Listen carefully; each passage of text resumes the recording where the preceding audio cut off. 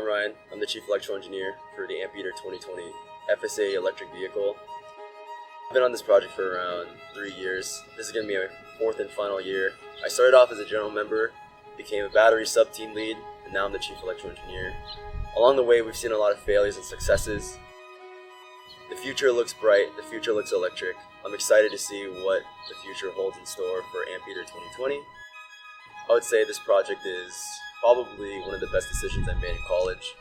I made so many friends along the way, met so many incredibly talented people. A lot of them have graduated and a lot of them have just joined the team. And continuing on this legacy of Anteater Electric Racing is such an honor. I think that's it for me.